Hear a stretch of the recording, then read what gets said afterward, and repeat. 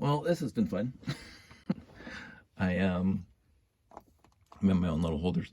Basically, I fixed my first light sensor in the way that oh my goodness, the BatteryPoweredBricks webpage, YouTube channel was doing it. I did it before. I did my own before, where I did this, but I wasn't using this correct wire. I was using crappy wire, and it was basically a complete disaster. You can even see I melted the the light sensor a little bit. So I tried to take it apart and stuff. So he said in his video, use heat shrink, which I didn't do, and use the heat gun instead of a lighter, which again I didn't do. So I used the heat gun this time, and this is perfect. So basically, here it is. It is exactly the same length as the old one. That's what I wanted it to do, so you can see that they're both exactly the same length. I didn't realize this until today, actually. This is a brand new to me. So this is another light sensor that I have, and it has a lead on it that's only 10 bricks long, or 10 studs long, instead of like 16, 17, 18, 19 studs long. I never even noticed that before. I don't know where I got this one from. I got so many light sensors. I got a stack of these guys over here. If I can get this thing apart. So I got a stack of these things over here. And all these leads are bad, every single last one of them. And I got a few in the layout too. So, but I think this is the only one I have where that has a short lead on it, and I never noticed that before.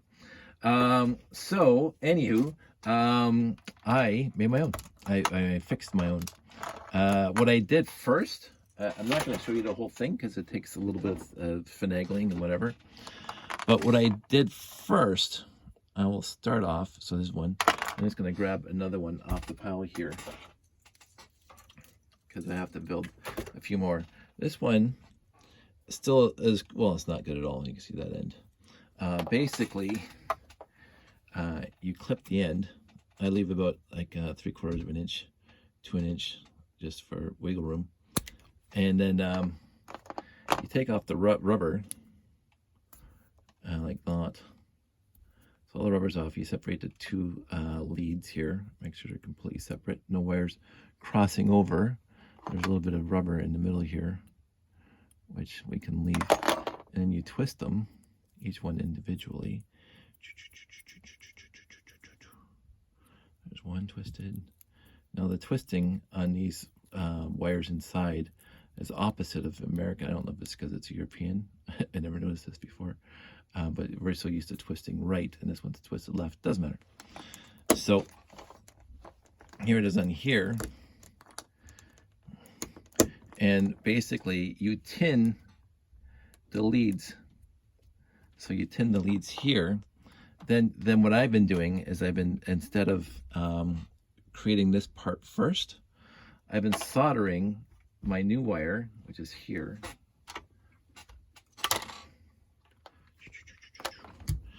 So I take just the whole wire here, and I take the end and I solder it to here.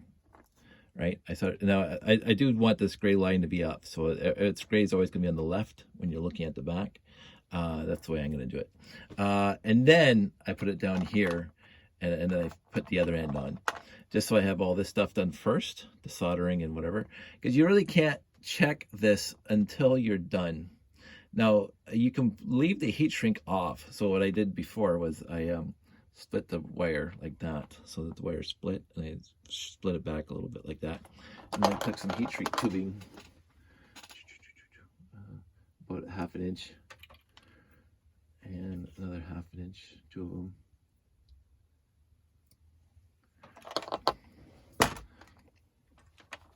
I put them on here. Like, again, I haven't stripped the wire yet, so that's gonna have to happen.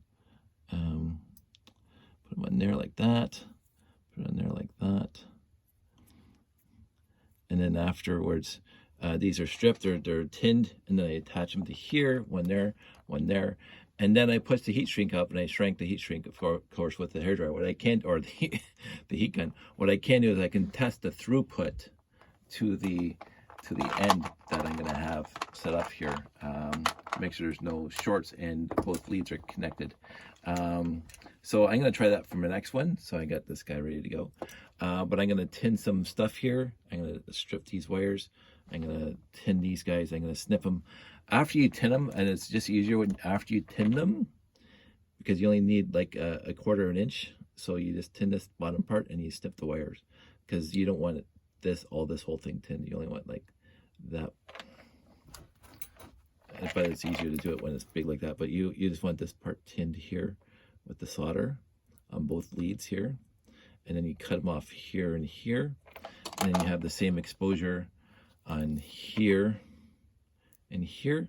And then you just touch the soldering iron when these two wires are together. This wire and this wire. You just touch them together. And then they fuse together. Absolutely brilliant. Very easy to do. As I say, I already did one and it worked out fantastically well. I'm very, very happy with that. And so I'm just going to keep on going. I actually like the gray on here, the gray and black. So I'm going to keep doing that. Again, I'm going to do probably 4 or 5 light sensors. And the only deficiency is that this thing can no longer be, this thing will no longer fit into this little groove at the top here, because the heat shrink and the solder joint will not fit in there. Not too many times I've built anything that requires that to happen, so I'm not going to worry about it too much. What I should have done is I should put another heat shrink tubing over top of both to keep these things, because it's pretty much split that far, just so the heat shrink doesn't melt or shrink when you're soldering these two pieces together, these two wires together. So let's just do this. So here's Yawn RCX, and it's on viewing on port 1. So I plug that in. It says 527. Now it says 399. I covered over 527, 399. You can barely see it, but the red is on. The LED in there is on. But I have a working light sensor, and again, with a brand new wire on it, I hope it's going to go for a long time. I'm not going to do all 2, 4, 6, 8, 10, 12, 14, plus the ones that aren't even here. I'm not going to do them all. I'm going to do at least 4, because I had 4 in the layout. Basically, I'm just making the stuff I need for the layout right now. I'm happy about that. And I'm honestly, right now, I'm honestly amazed how now easy this is.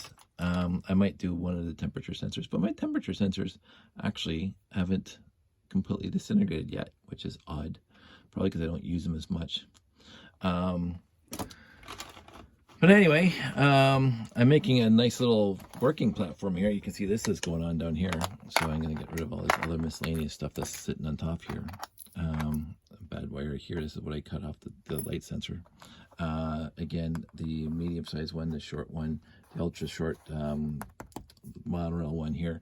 This is what I use to hold the light sensor and the wire while I'm trying. Oh, that shouldn't have happened. While I'm trying to solder them together. No, I could have used that thing over there. I thought I could have tried to build one on Lego just because I wanted to. Works fine. And then this one is for that short lead light sensor. Again, I've never seen that before, but this is for the long lead light sensor. So, I mean, that works perfectly fine. And then the RCX is here for testing. So it is mostly a work surface. I know it's a 48 by 48 old gray base plate, but it's missing a corner, so I can't do anything else with it except for use it.